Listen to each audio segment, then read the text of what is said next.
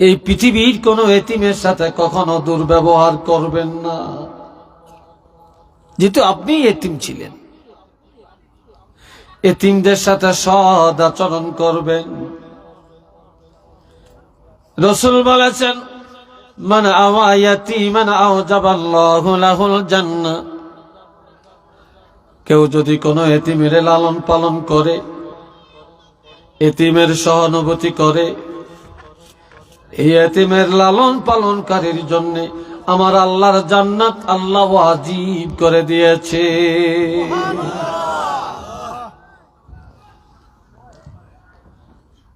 মান যাহাবা কারিমাতান,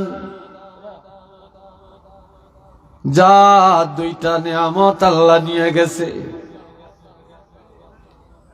এমন লোকটাকে যে লোক সম্মান করে, ইজ্জত দেয়, যা দুইটা চক্ষু নাই, যাহা দুইটা চক্ষু নাই, লোকটা ইমানদার।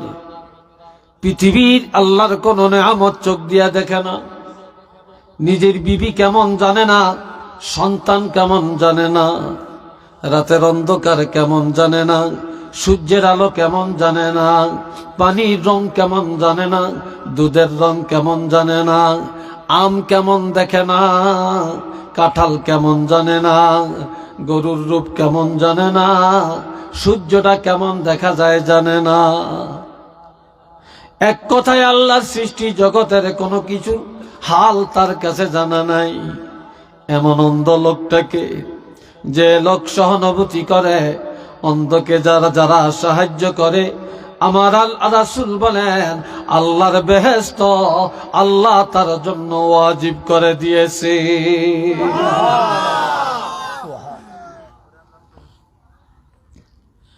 মান আওয়া জারিয়াতাইন, যাকে আল্লাহ দুইটা কন্যা সন্তান দিয়েছেন, কমপক্ষে দুইটা, এই মেয়ে দুটাকে আল্লাহর কোরআন শিক্ষা দিয়া, সুশিক্ষা দিয়া, ভদ্র বানায়া, পর্দা শিক্ষা দিয়া, যে পিতামাতা ইজ্জতের সাথে মেয়েটাকে একটা ভদ্র ছেলের কাছে বিবাহ দিয়া দিল, ওই মেয়ে দুটির পিতামাতার জন্য আল্লাহর জান্নাত ওয়াজিব করে দিয়েছে।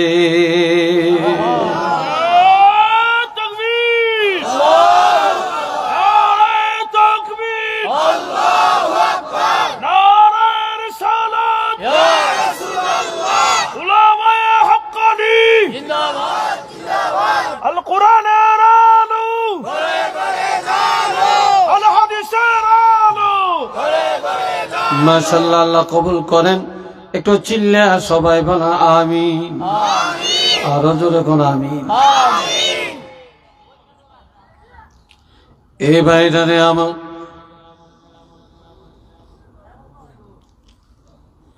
এই জন্য আল্লাহ নবীকে বলেন, ফাম্মাল ইয়াতীমা ফালা তাকহার হাবিব, কোন এতিমের সাথে কখনো দুর্ব্যবহার করবেন না। কেউ যদি এতিমের মাথায় হাত বুলাইয়া দেয়, এই হাতের নিচে যতগুলা চুল পড়বে, সাথে সাথে ততগুলি গুনাহ আমার আল্লাহ মাফ করে দিবে। কেউ যদি এতিমের মাথায় হাত বুলালো, কেউ যদি এতিমের বুকে জড়াইয়া নিল, সে যেন স্বয়ং আল্লাহর হাবিব রাহমাতুল লিল আলামিনকে তার বুকে জড়াইয়া নিল।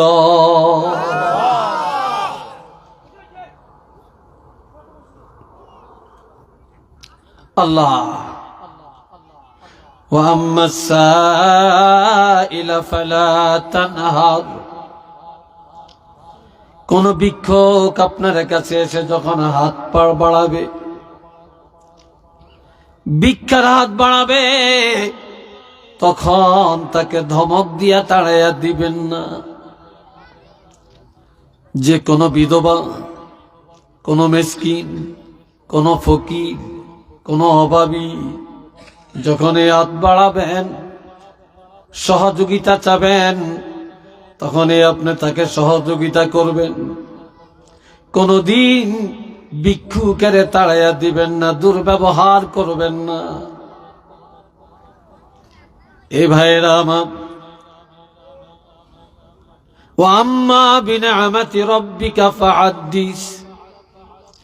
আর আমি আল্লাহ আপনাকে যত নেয়ামত দিয়েছি, এই নেয়ামতগুলি আপনার প্রকাশ করেন। কোরআন দিছি নেয়ামত, এটা প্রকাশ করেন। আমি আপনাকে রহমতের নবী বানাইছি, আমি আপনাকে দাইয়ান ইলাল্লাহর এই দায়িত্ব দিয়া পাঠাইছি। এই দায়িত্ব আপনার সঠিকভাবে পালন করেন, তাহলে এই নেয়ামতের শুকর আদায় হয়ে যাবে। এ ভাইরা রে আমার, আল্লাহ দুনিয়াতে যাকে যে অবস্থায় পরিণত করেছেন, সে সাধ্য মতো যদি চলে, তাহলে তার নেয়ামতের শুকর আদায় হয়ে যাবে। আপনি যা জানেন তা ব্যক্ত করেন, যা জানেন তা কাজে লাগান। এটি হবে নেয়ামতের শুকর আদায় করার আওতাভুক্ত। একটু চিল্লিয়া বলেন না সুবহানাল্লাহ।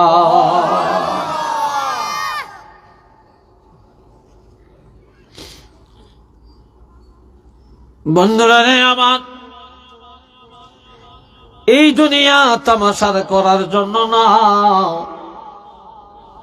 এই দুনিয়া আনন্দের জন্য না। দুনিয়াটা আখিরাতের জন্য, দুনিয়ার জীবন আল্লাহকে পাওয়ার জন্য, দুনিয়ার জীবন নামাজি হওয়ার জন্য, দুনিয়ার জীবন আল্লাহর আইন পালনের জন্য, দুনিয়ার জিন্দেগি রাসূলের তরিকায় আমল করার জন্য, দুনিয়ার জীবন তাওহীদ রিসালাত আখিরাত মেনে নেওয়ার জন্য, দুনিয়ার জীবন আকীদা দুরস্ত করার জন্য, দুনিয়ার জীবন জাহান্নাম থেকে বাঁচার জন্য। আর এই দুনিয়ার জীবনটা হলো জান্নাতি জীবন যাপন করার জন্য, মন গড়া চলার জন্য। এই জীবন আমি আল্লাহ দেই না। আর আল্লাহ, আমার আল্লাহ বলেন, আলহামদুলিল্লাহি রাব্বিল আলামিন। আমি আল্লাহর এই নিয়ামত পাইয়া আমার শুকর আদায় করো। প্রশংসার মালিক কে আপনারা বলেন? জোরে কোন? আরো জোরে বলেন। আমাদেরকে বাঁচায় কে? মারে কে? খাওয়ায় কে? বড় বানায় কে? ছোট বানায় কে? ধনী বানায় কে? বিদেশ নেয় কে? বিদেশ থেকে লাশ পাঠায় কে? আমার ভাইরা, কোটিপতি কার হাতে? ভিক্ষুকেরা কার হাতে? জমিনের ফসল উৎপাদন করে কে? পানিগুলি কার? বাতাস কার? আগুন কার? আসমান জমিন কার? আমার ভাইয়েরা, এই নেয়ামত গুলি সব আমার আল্লাহর। আল্লাহ নেয়ামত ভোগ করি আর আল্লাহর আইন যেন কার্যকর করি। আর উঠতে বসতে খাইতে চলতে ফিরতে সব সময় যেন আমরা আল্লাহর প্রশংসা করি। ওই আল্লাহই প্রশংসার যোগ্য। একটু চিল্লিয়া বলেন না সুবহানাল্লাহ।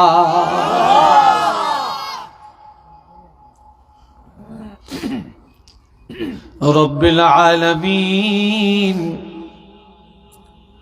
যিনি প্রশংসার মালিক, যে আল্লাহর জন্য প্রশংসা, তিনি হলেন জগতের মালিক, জগতের অভিভাবক, জগতের পরিচালক। এই দুনিয়ার সব ঘুমায়, আমার আল্লাহর ঘুম আছে কিনা বলেন? জোরে কোন আল্লাহ ঘুমাইনি? আমরা ঘুমাই, আমরা ঘুম যাই, কিন্তু ঘুমের ঘরেও আমার আল্লাহ আমাদেরকে পাহারা দিয়া রাখেন। ঘুমের মধ্যে থাকিয়াও যদি বান্দা আল্লাহ বলে চিৎকার দেয়, আমার আল্লাহ 70 বার ডাকে আর বলে, বান্দা তুমি ঘুমাও, আমি তো তোমার কাছে কি জন্য আমি আল্লাহরে ডাকছ।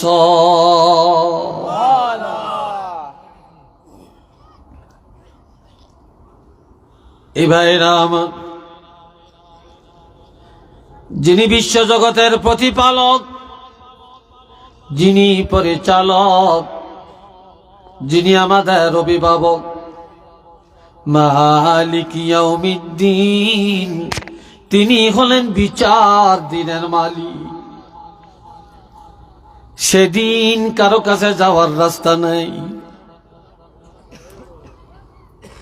এই জন্য আল্লাহ বলেন, কাইফা তাকফুরুনা বিল্লাহি ওয়া কুনতুম আমওয়াতান ফাআহইয়াকুম সুম্মা ইউমীতুকুম সুম্মা ইউহয়ীকুম সুম্মা ইলাইহি তুরজাউন। সবাই একটু মহব্বতে পড়েন, সাল্লাল্লাহু আলা আওয়াজটা কমিয়ে দিয়ে আসতে শুরু হয়ে গেছে। কি মাইক আছে না, এটা কেমন মাইক?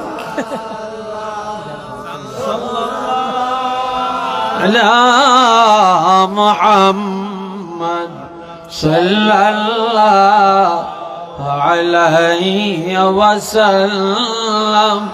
আর জোরে সাল্লাল্লাহু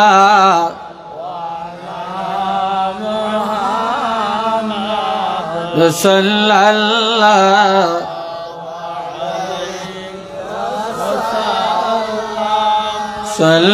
সাল্লাল্লাহু আলা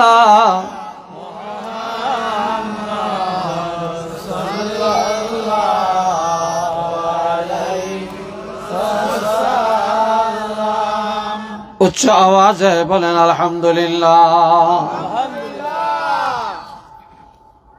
এই অপারেটর একটু ডাকেন তো, আপনারা এটা কই আছে একটু দেখেন তো।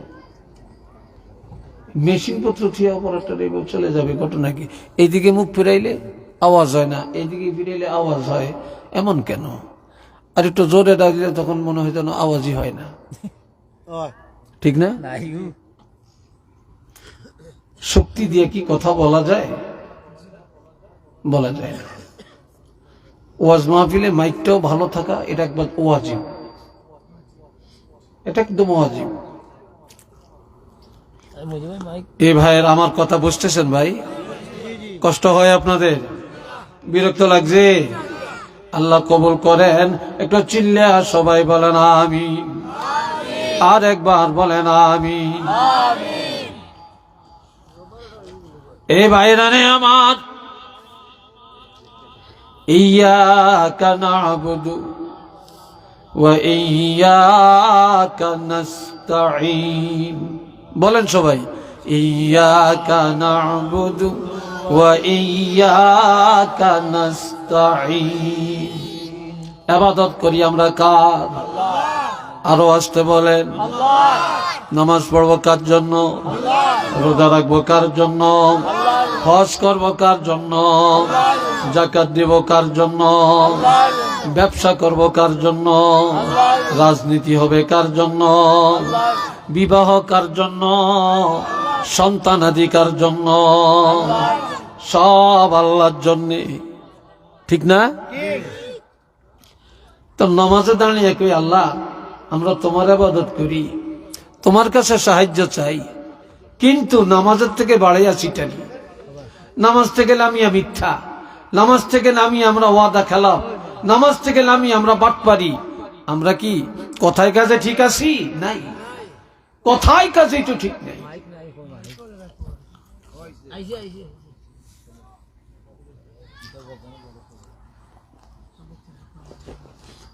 আল্লাহ আওয়াজ একটু কিন্তু মাশাআল্লাহ ঠিক আছে, কি আপনি কই আছিলেন এত? এই ভাইরা আমার খেয়াল করেন, ইয়্যাকা না'বুদু ওয়া ইয়্যাকা নাস্তাঈন। ইবাদত করব আল্লাহ, সাহায্য চাবো আল্লাহর কাছে। আল্লাহ তোমার ইবাদত করি, তোমার কাছে সাহায্য প্রার্থনা করি। কোন মানুষের কাছে চাওয়া যাবে না। সাহায্যের মালিক কে? হ্যাঁ, ছেলে চাবেন কার কাছে? মেয়ে চাবেন কার কাছে? ধন চাবেন কার কাছে? সুখ চাবেন কার কাছে? রোগ মুক্তি চাবেন কার কাছে? না কোনো মানুষের কাছে, না কোনো পিসাবের কাছে, না কোনো মাজারের কাছে। এটা শিরক। চাবো আমরা আল্লাহর কাছে, দেওয়ার মালিক আল্লাহ। আমাদের সুন্নি মাসলুকের আকীদা হলো একমাত্র সাহায্যের মালিক আল্লাহ। মাজার জিয়ারত করবেন, কবরের কাছে যাবেন, জিয়ারত করবেন, ওলি আল্লাহর উসিলায় দোয়া করবেন, কিন্তু ওলি আল্লাহর কাছে কিছু চাওয়া যাবে না। চাবো আমরা আল্লাহর কাছে। চাবো কার কাছে? আমরা মদিনায় যাই মহব্বতে, জিয়ারতে, কিন্তু মদিনায় জিয়ারত করে আমরা চাবো কার কাছে? চিল্লিয়ে বলেন, আল্লাহর কাছে। কিন্তু আমরা নামাজে দাঁড়িয়ে বলি একটা, বাহিরে যায় করি আর একটা। নামাজে দাঁড়িয়ে স্বীকৃতি দিলাম ইয়্যাকা না'বুদু ওয়া ইয়্যাকা নাস্তাঈন। আল্লাহ, আমরা একমাত্র তোমার ইবাদত করি, তোমার ডাকে সাড়া দেই। ও আল্লাহ, তোমার কাছে সাহায্য চাই। ইবাদত করি আল্লাহ তোমার, আর কারো ইবাদত করি না, একমাত্র তোমার জন্য ইবাদত। এই কথা নামাজে বলে আমরা নামাজ থেকে বের হয়ে আমরা কি আর এই কথার মধ্যে থাকতে পারি? জোরে বলেন, থাকতে পারি? তখন আমাদের কাকে ধরবো, কাকে মারবো, কাকে খাবো, কিভাবে জুলুম করব, কিভাবে মিথ্যা বলবো, কিভাবে সুদ খাবো, কিভাবে ঘুষ খাবো, কিভাবে পরের হক মারবো, কিভাবে বেপরদায় চলবো, কিভাবে জিনার আড্ডায় যাব, কিভাবে মদের আড্ডায় যাব, কিভাবে গাঞ্জার আড্ডায় যাব, কিভাবে খেলাধুলায় যাব, কিভাবে গান গাবো, কিভাবে আমরা নাচ গান করব, আমরা এটার জন্য ব্যস্ত হয়ে পড়ি। কথা ঠিক না?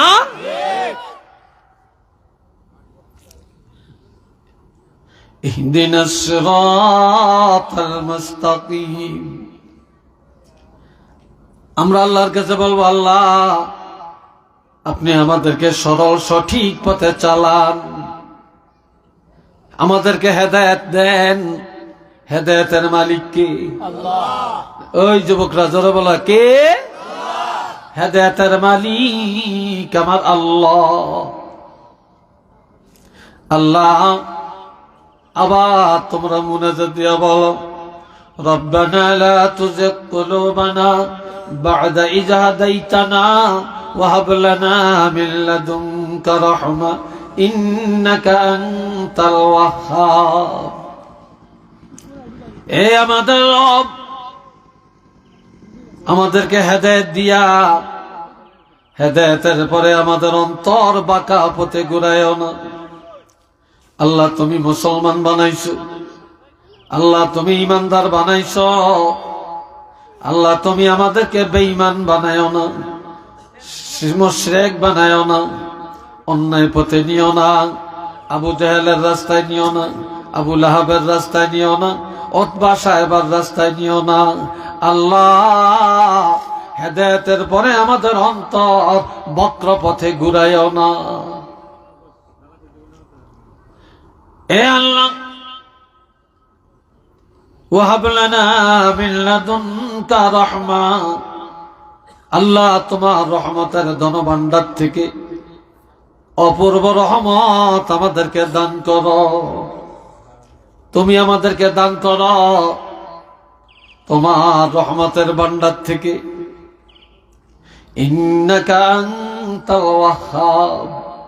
আল্লাহ, তুমি হলা সর্বোত্তম দানকারী। একটু আওয়াজ দিয়া বলেন না সুবহানাল্লাহ। আরেকবার বলেন আল্লাহু আকবার।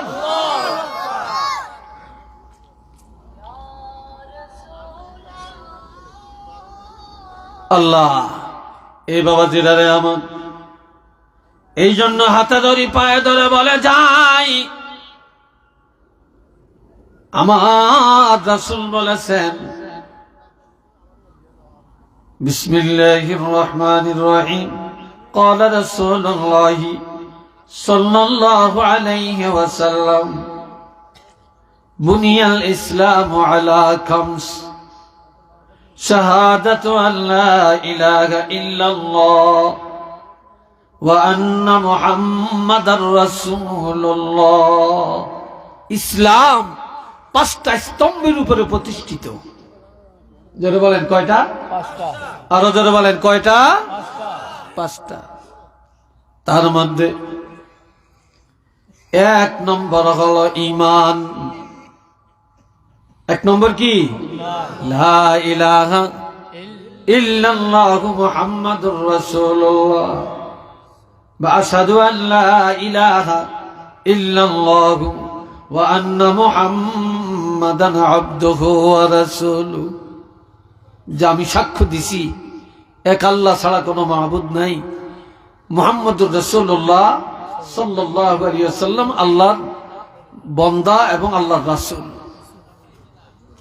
দুই নম্বরে ওয়া ইকামিস সালাত, নামাজ কায়েম করা, ওয়া ইতাইজ যাকাত, ধনীরা বছরে একবার যাকাত দেওয়া, ওয়াল হজ, হজ করা, ওয়া সাওমি রমাদান, বছরে এক মাস রোজা পালন করা।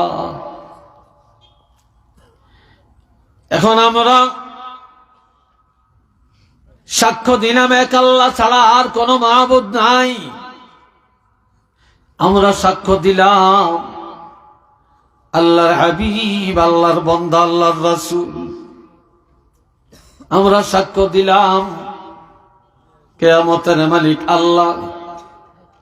আমরা সাক্ষ্য দিলাম বেহেশত দোজখের মালিক আল্লাহ। আমরা সাক্ষ্য দিলাম আখিরাত সত্য, কিন্তু আমরা নামাজও পড়লাম না, আমরা যাকাতও দিলাম না, আমরা সঠিক টাইমে হজ করলাম না, আমরা রমজান মাসের রোজাগুলিও পালন করলাম না।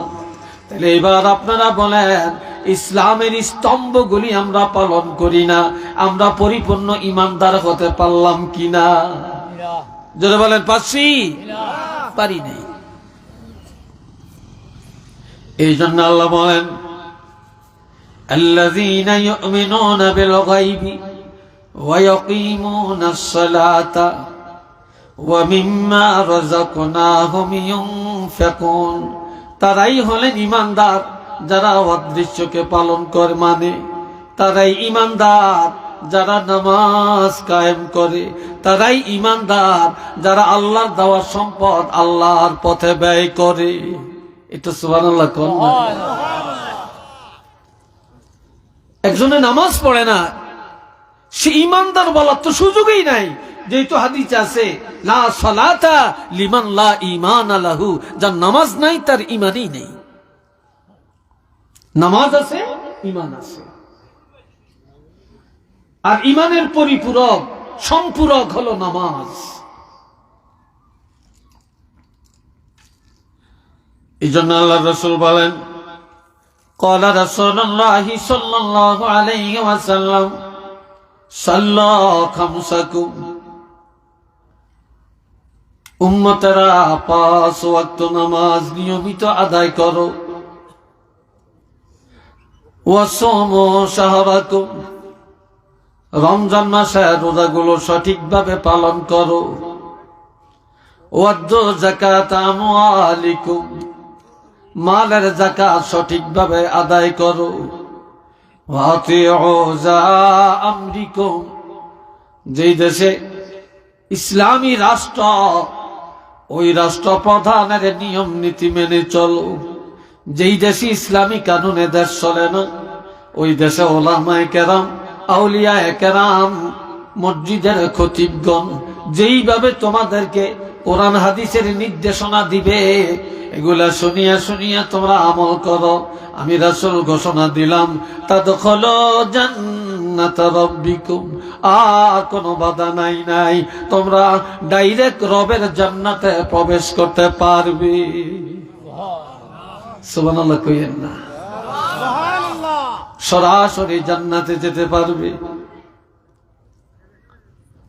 আল্লাহ আমার ভাইয়েরা, এই জন্য আল্লাহকে পাওয়ার জন্য ঈমানের সাথে সাথে নামাজের প্রয়োজন, নামাজের সাথে হজের প্রয়োজন, যাকাতের প্রয়োজন, রোজার প্রয়োজন।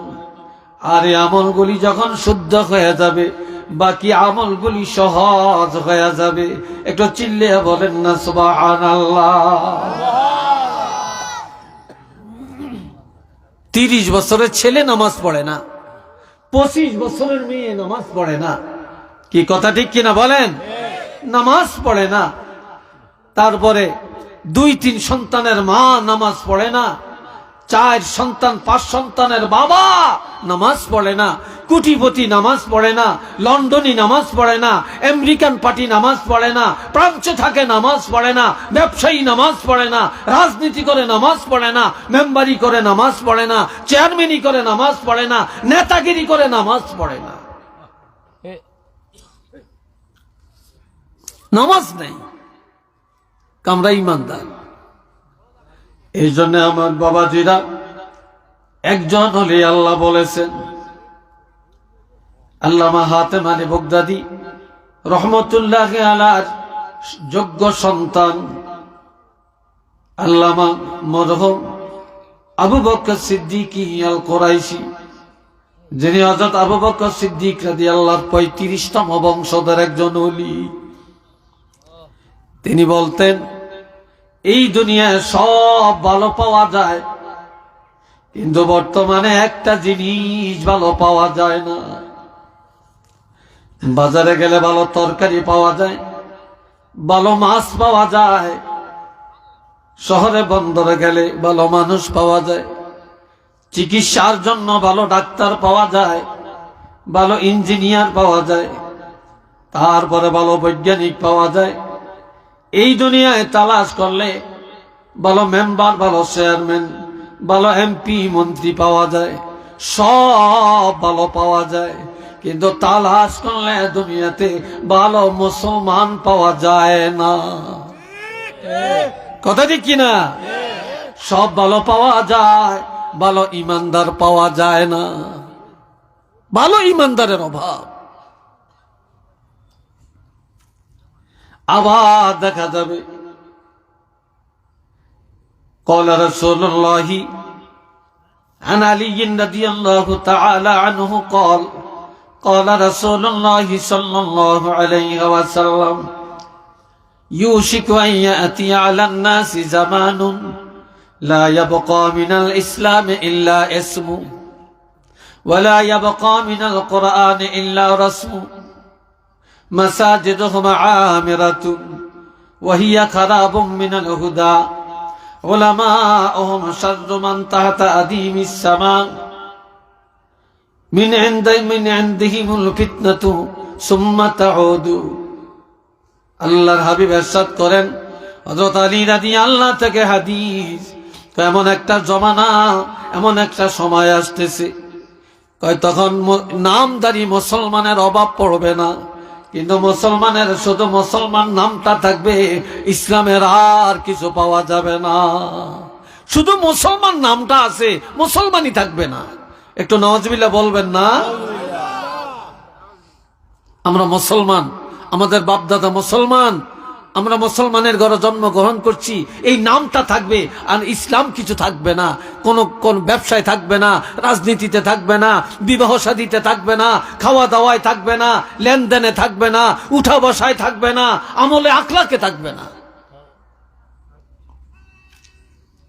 ওয়ালা ইয়াবকা মিনাল কুরআনি ইল্লা রাসমু, কোরআনের কিছু থাকবে না, থাকবে শুধু রসম। আমাদের সংবিধান কোরআন, উত্তম কিতাব কোরআন, এটা নামে নামে থাকবে, মুখে মুখে থাকবে, কোরআনের আমল পাওয়া যাবে না। মাসাজিদুহুম আমিরাতুন ওয়া হিয়া খারাবুম মিনাল হুদা, মসজিদগুলি হবে অট্টালিকা, মসজিদ হবে রাজপ্রাসাদ, মসজিদ হবে সুন্দর, কিন্তু হেদায়েত শূন্য। মুসল্লি পাওয়া যাবে না, মুসল্লির আমল ভালো পাওয়া যাবে না। আবার মসজিদ হবে সুন্দর, কমিটিগুলি হবে সব বেনামাজি, কমিটি হবে সুদখোর, কমিটি হবে ঘুষখোর, কমিটি হবে বেনামাজি। আর ইমাম মুয়াজ্জিনের দোষ ধরার ব্যাপারে হেডমাস্টার, কিন্তু কমিটি নামাজের কাছে যাবে না। এটা চিল্লিয়া বলেন না নাউযুবিল্লাহ।